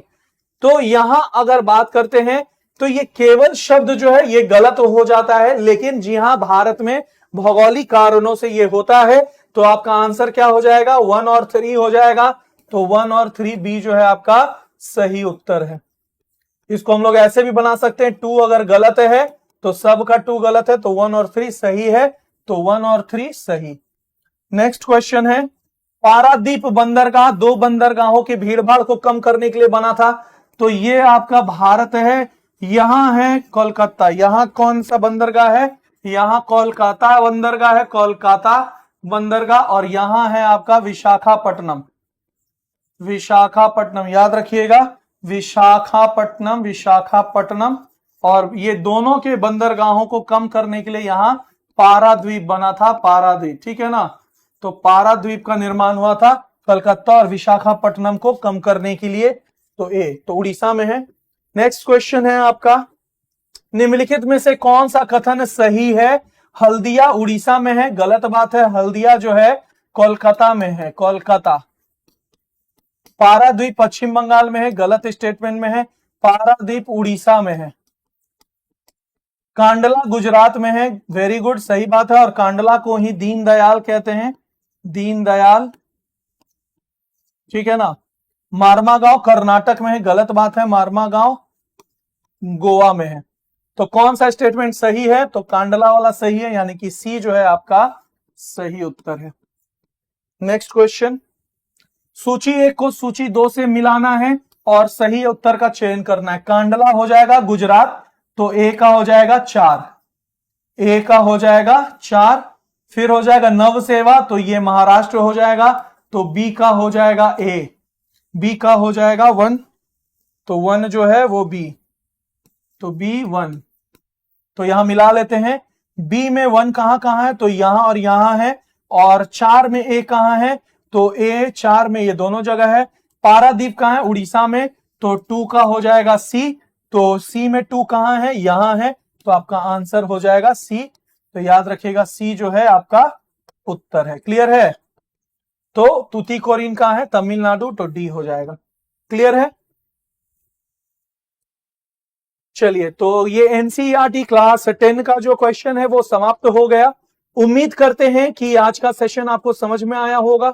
उम्मीद करते हैं, आपको फिर से बता देते हैं कि आपको 2x के स्पीड से परीक्षा से पहले सभी क्वेश्चनों को देख लेना है और सभी क्वेश्चनों को 2x स्पीड में देख करके जो नए नए शब्द हैं उसको एक बार पढ़ लेना है और परीक्षा देने जाना है। क्लास 9 और क्लास 10 का एनसीईआरटी आपके लिए अमृत जैसा फायदा करेगा, ये बात आपको बता देते हैं। फिर मत बोलिएगा कि सर आपने नहीं बताया। और ज्यादा पढ़ने की जरूरत नहीं है। जो आपको नोट्स हमने पढ़ाया है पेड बैचेस में और आपके ऑफलाइन बैचेस में, केवल वही नोट्स पढ़ना है। और क्लास 9 और 10 का एनसीईआरटी जो है वो प्रैक्टिस एक बार देख लेना है। अगर मान लीजिए हमारा नोट्स पढ़ने की इच्छा ना करे तो मेरा 11.5 घंटे वाला जो सेशन है जिसमें हम संपूर्ण भूगोल का ऑपरेशन किए हैं वो एक बार देख लेना है। 2x के स्पीड में आपका सिलेक्शन हो जाएगा, ये बात वादा करते हैं। तो अब इतना ही है हमारा और आपका साथ। फिर मिलेंगे नेक्स्ट क्लास में बेहतरीन सेशन को लेकर के। तो आज में अब विदा दीजिए। जय हिंद, जय भारत, जय बिहार। अंकेश सिंह का नमस्कार। Thank you so much. और कैसा लगा आज का सेशन, पसंद आया या नहीं, और आपके लिए वो फायदेमंद रहा या नहीं, जरूर अपने कमेंट सेक्शन पर जरूर जाकर के लिखिए। और साथ में लाइक और सब्सक्राइब का पहचान, आपका प्यार वहीं से झलकता है। थैंक यू मेरे यार। बस आज के लिए इतना। जय हिंद, जय भारत, जय बिहार।